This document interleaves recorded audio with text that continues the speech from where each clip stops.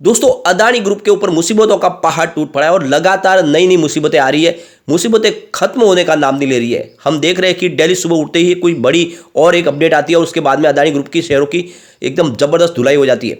आज देख सकते हो अदानी इंटरप्राइजेस 15% गिरा और इसके पीछे वजह है अमेरिका में अदानी इंटरप्राइजेस के ऊपर लगा दिया गया है बैन, यानी S&P 500 इंडेक्स के अंदर उसको रिमूव कर दिया गया है और इस डिसीजन के बाद यहाँ पे लोअर सर्किट लग गया है। और आप समझ सकते हो कि जो एफपीओ 3200 के आसपास लाने की तैयारी थी उसकी प्राइस अब 1300 हो चुकी है।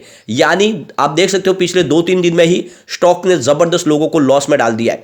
और यहां पे सिर्फ अदानी इंटरप्राइज की बात नहीं, अदानी ग्रुप के जितने शेयर हैं उन सब में लोगों को लॉस हो रहा है। अदानी पावर और अदानी विलमार तो सुबह खुलते ही लोअर सर्किट लग रहे। अभी एक सिचुएशन आगे बहुत ज्यादा क्रिटिकल होती जा रही है। यहाँ पे एनएससी ने भी कुछ बड़े डिसीजन लिए। क्या है वो डिसीजन? और आरबीआई की तरफ से भी कुछ स्टेप उठाए गए और अब एसबीआई ने भी अपना जो भी बकाया है उसकी जानकारी दे दी है और एसबीआई का क्या बयान निकल रहा है उसको भी जानेंगे। और आगे इन शेयरों में क्या करना चाहिए, क्या हमें एवरेज करना चाहिए, क्योंकि काफी लोग हैं जो अदानी पावर और अदानी विलमार में ऊपर के लेवल में फंस चुके हैं और कुछ लोग ऐसे भी हैं जिन्होंने बहुत नीचे लेवल पे खरीदारी की थी। क्या उन्हें इस समय एग्जिट कर लेना चाहिए? इन सारी बातों को समझेंगे इस वीडियो के माध्यम से और आगे की क्या सिचुएशन बन सकती है, क्या हमें रास्ता अपनाना चाहिए अदानी विलमार और अदानी पावर में और दूसरे अदानी के शेयरों में, आगे की क्या अपडेट हो सकती है, इन सारी बातों को जानेंगे इस वीडियो के माध्यम से। सबसे पहले अभी लगभग 10 बजे के आसपास का टाइम है। अदानी विलमार लिमिटेड की बात करें, स्टॉक 399.95 यानी 400 पे आ चुका है। 5% का लोअर सर्किट लग गया और यहाँ पे आप देख सकते हो पिछले सिर्फ 5 दिन की बात करें तो 18% स्टॉक गिर चुका है। बहुत ही ज़बरदस्त लोगों को लॉस हुआ है और ये 491 के आसपास स्टॉक था। यहाँ पे अगर हम देखें पिछले एक महीने की बात करें तो स्टॉक में ऑलरेडी हमें देख सकते हो कि करीब 34% की गिरावट हो चुकी है। यानी जो 600 के आसपास स्टॉक था वो 400 पे आ चुका है। लोगों के रकम में बहुत ही ज़बरदस्त गिरावट और इस समय समझ में नहीं आ कि क्या किया जाए। और यही सिचुएशन अदानी पावर की है। स्टॉक 191.95 पर आ चुका है। 5% का लोअर सर्किट लगा है। तो ये आप देख सकते हो कि लगातार बाजार खुलते ही लोअर सर्किट लग रहा है। और अदानी पावर की भी बात करें तो यहाँ पे आप देख सकते हो पिछले एक महीने में 35% स्टॉक गिर चुका है। जो 294 के आसपास था वो 191 पर आ चुका है। नहीं, 300 का स्टॉक यहाँ पर भी आपको 200 पे आता हुआ दिखाई देगा। और सेम सिचुएशन है जो अदानी विलमार में है। अब यहाँ पे देख सकते हो सिर्फ 5 दिन में 18% की गिरावट हो चुकी है क्योंकि सीधे लोअर सर्किट लग रहा है। कोई भी यहाँ पे खरीदार नहीं है। अब यहाँ पे जो सबसे बड़ा झटका लगा है इनको वो लगा है डाउ जोन्स की तरफ से। जो इनका सस्टेनेबिलिटी इंडेक्स है उसमें से रिमूव कर दिया गया है अदानी इंटरप्राइजेस को। और ये उन्होंने डिसीजन लिया जब एफपीओ को कैंसिल किया गया। 20,000 रुपीज़ का जो एफपीओ लाया गया था हिडनबर्ग की रिपोर्ट के बाद, जब माहौल बिगड़ने लगा, स्टॉक की प्राइस नीचे आ गई, तो अदानी ग्रुप ने डिसीजन लिया कि इस एफपीओ को कैंसिल किया जाए। वैसे तो एफपीओ पूरा भर गया था। यहाँ पे अबू धाबी की फर्म ने भी इसमें बड़ा एक इन्वेस्टमेंट किया। इसके अलावा भारतीय मित्तल और जिंदाल ग्रुप ने यहाँ पे निवेश किया और इस तरह से एफपीओ पूरा भर गया था। लेकिन उसके बाद में जब शेयर की प्राइस ही नीचे आ गई तो अदानी ग्रुप ने डिसीजन लिया कि इस एफपीओ को कैंसिल किया जाए, उसके पैसे सब वापस लौटाए जाए। और उसके बाद देखें तो यहाँ पे मामला पूरा बिगड़ा और इसकी जो प्राइस थी वो लगातार नीचे गिरनी शुरू हो चुकी है। अब यहाँ पे एक झटका यहाँ पे हमारे हिंदुस्तान के बाजार से भी लगा है, जहाँ पे एनएससी ने एएसएम लिस्ट में डाल दिया 3 इंडेक्स को, जहाँ पे आप देख सकते हो अदानी इंटरप्राइजेस, अदानी पोर्ट्स और अंबुजा सीमेंट को एएसएम लिस्ट में शामिल कर लिया है। और तो यहाँ पे इंडिया के बाजार में भी बैन लग चुका है और दूसरी तरफ देखें तो S&P इंडेक्स में भी रिमूव कर दिया गया है अदानी इंटरप्राइजेस को। दूसरी तरफ देखें तो आरबीआई ने सभी बैंकों से कहा है कि जो भी अदानी ग्रुप को उन्होंने कर्ज दिया उसकी सारी डिटेल जानकारी दीजिए, किस हिसाब से कर्ज दिया है, क्या सिक्योरिटी के साथ में कर्ज दिया है, और ये सारी जानकारी हमें साझा कीजिए। तो यहाँ पे देख सकते हो कि बैंकों से कहा गया कि जितनी भी आपका डिटेल, आपने जो कर्ज दिया वो सारा कर्ज हमें पता होना चाहिए।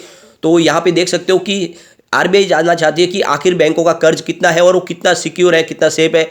उसके बदले में जो शेयर उन्होंने गिरवी रखे हुए उनकी क्या स्थिति है और क्या बैंकों की इस समय कोई प्रॉब्लम हो सकती है, ये सारी बातें आरबीआई जानना चाहती है।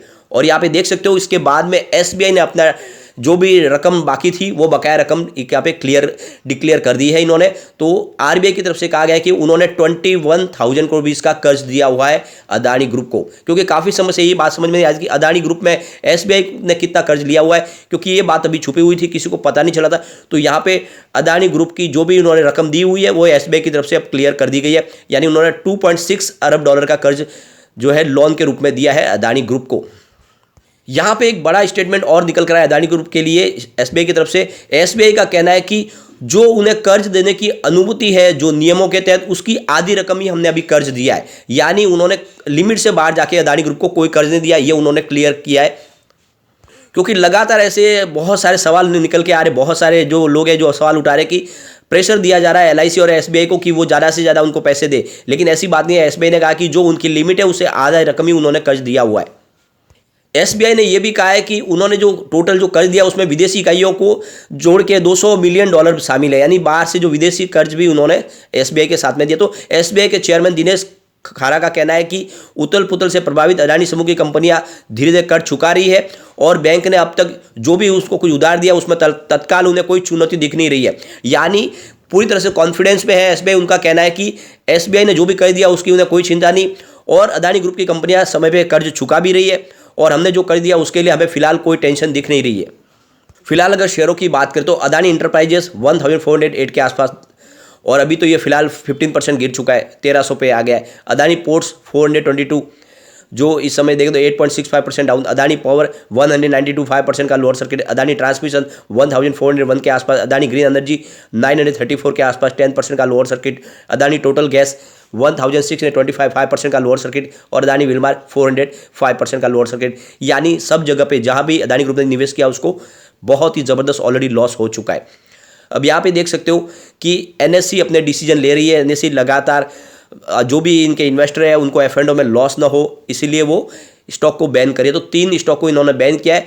तो इसमें आप देख सकते हो जो बैन हो गया तो अब यहाँ पे अगर आप उस शेयर को खरीदा तो आपको 100% मार्जिन चुकानी होगी और ऐसे में कुछ रिस्क की वजह से ही यहाँ पे एनएससी ऐसा डिसीजन लेती है, उसको एफ&ओ के अंदर यहाँ पे लगा दिया जाता है। उसमें बैन के बदले एएसएम लिस्ट में अगर बाहर आ जाता है तो आप समझ सकते हो कि उसके बाद आपको सिर्फ 100% मार्जिन देके ही उन शेयरों को खरीदना होता है। तो यहाँ पे देखो इसकी जो सब शुरुआत हुई हिंडनबर्ग की रिपोर्ट के बाद में। हिंडनबर्ग की रिपोर्ट जो आई उसमें उन्होंने कहा कि अडानी ग्रुप के शेयरों के अंदर जो वैल्यू है वो बहुत ज़्यादा 85% ओवर वैल्यू पे स्टॉक है। इसके अलावा बहुत सारे जो है फर्जीवाड़े चल रहे हैं अडानी ग्रुप के अंदर और ऐसे में ये रिपोर्ट आने के बाद मामला बिगड़ता गया। उसके बाद देखें तो क्रेडिट स्विस ने इनके जो शेयरों की वैल्यू थी उसको जीरो किया और उसके बाद देखें तो कल हमने देखा है कि सिटी ग्रुप ने भी कह दिया कि इनकी सिक्योरिटी के बदले में हम कोई लोन नहीं प्रोवाइड करेंगे। यानी हमारे नज़र में जो भी शेयर है अडानी ग्रुप के वो जीरो वैल्यू के। और आज जो रिसेंटली सबसे ताज़ा खबर निकल कर आई कि अब यहाँ पे S&P 500 इंडेक्स में भी अमेरिका ने बैन लगा दिया है अडानी इंटरप्राइजेस के ऊपर और उसके बाद में तो और आज सीधा 15% की स्टॉक गिर चुका है। तो लगातार मामला बिगड़ता जा रहा है और इसमें अभी फिलहाल सबसे बड़ा स्टेप है वो अडानी ग्रुप को ही उठाना है। उनको कुछ बड़ा डिसीजन लेना होगा। ऐसे में वो क्या करते हैं क्योंकि अगर ऐसे ही रहा तो हाल और ख़राब होगी, शेयरों की प्राइस और नीचे जाएगी और लोगों को बहुत भारी लॉस होगा। काफ़ी लोगों को शेयरों को लेकर चिंता हो रही है क्या फिर से अडानी पावर भी अपनी पुरानी लो के पास चला जाएगा क्योंकि 28 के आसपास स्टॉक था कोविड काल में, उसके बाद में ये स्टॉक 400 तक गया है। तो काफ़ी लोग डर रहे हैं क्या फिर से वो प्राइस आएगी। तो ऐसा है कि उतनी संभावना अभी फिलहाल तो नहीं है। इसके बीच में कोई ना कोई पॉजिटिव अपडेट जरूर आएगी, लेकिन जिस तरह से लोअर सर्किट का दौर जारी है अगर ये लंबा चलेगा तो वो दिन भी दूर नहीं कि वैसा हो सकता है, लेकिन ऐसी पॉसिबिलिटी बहुत कम है। तो यहाँ पे काफ़ी लोगों के सवाल है कि इस समय क्या हमें लॉस बुक करके निकल जाना चाहिए। तो बिल्कुल इस समय लॉस बुक करके न निकले, काफ़ी ज़्यादा लॉस की संभावना बन चुकी है। आपको इस समय शेयरों के सेटल होने की संभावना देखनी चाहिए। जैसे ही कुछ पॉजिटिव अपडेट आएगा और जैसे ही फिर से पॉजिटिव माहौल बनेगा आप निचले लेवल से खरीदारी करके अपने एवरेज को नीचे लाए। इस समय एवरेज न करें बिल्कुल। और जो नए इन्वेस्टर इसमें इन्वेस्टमेंट करना चाहते हैं उनको भी वेट करना चाहिए। जैसे कुछ पॉजिटिव संभावना बने फिर खरीदारी का मौका आ सकता है। आने वाले समय डेफिनेटली स्टॉक फिर से दौड़ सकते हैं, लेकिन उसके लिए माहौल बनाना जरूरी है। अभी वो माहौल नहीं है तो वेट एंड वॉच ही करें। लेकिन फ्रेंड कोई भी इन्वेस्टमेंट करने से पहले अपने फाइनेंशियल एडवाइजर्स के बारे में ले ले या अपना खुद का रिसर्च करें, क्योंकि मैंने वीडियो आपके एजुकेशनल पर्पज के लिए ही बनाया। वीडियो पसंद आए तो लाइक से जरूर कीजिए और चैनल को सब्सक्राइब कर दीजिए। Thank you friend.